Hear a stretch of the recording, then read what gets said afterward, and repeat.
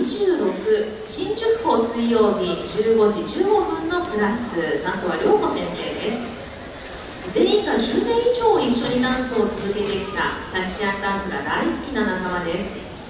今回構成の中に円を作るシーンがあり、とても苦戦しました。練習の成果を発揮できるか心配ですが、タヒチアンダンスをずっと一緒に続けてきたチームワークの良さを発揮して綺麗な円を皆様にお見せできるよう頑張ります。そのシーンに注目してご覧ください。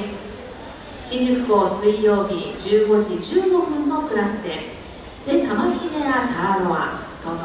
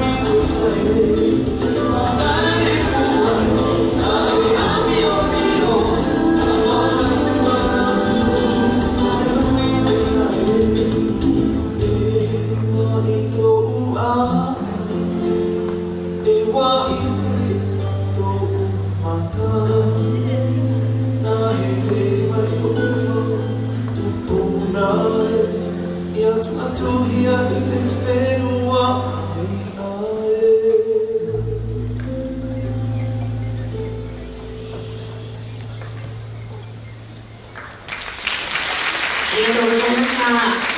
新宿校水曜日15時15分のクラスでした。